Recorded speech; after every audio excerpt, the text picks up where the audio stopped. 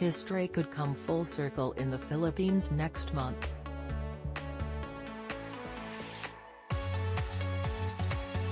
Decades after dictator Ferdinand Marcos was ousted in a popular uprising that laid bare the brutality and sweeping corruption of his regime, his son is poised to revive the family's political fortunes in next month's presidential elections.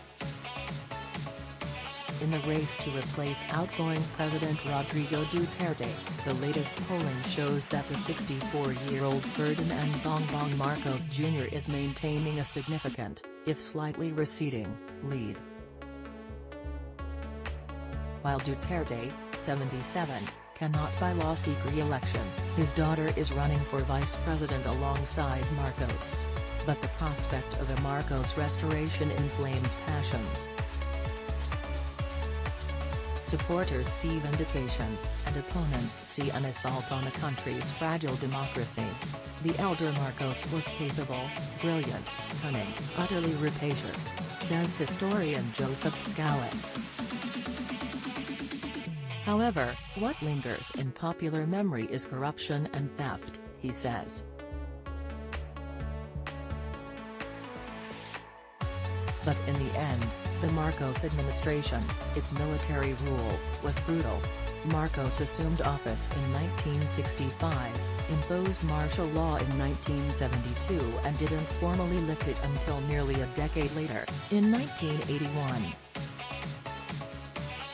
Scalice says the Marcos era saw the warrantless arrests of 70,000 people, the deaths of nearly 4,000, the stifling of free speech and the persecution of political rivals.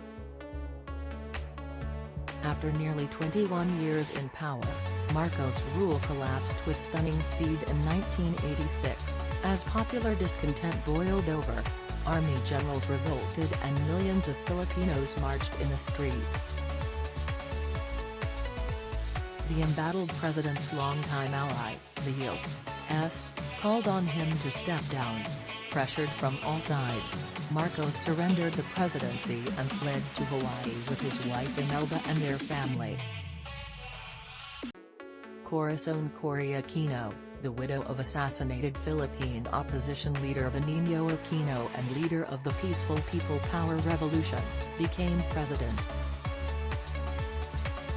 Former First Lady Imelda Marcos, famous for her lavish shoe collection, recalled stuffing diamonds into diapers in the rush to escape aboard a U.S. Air Force plane.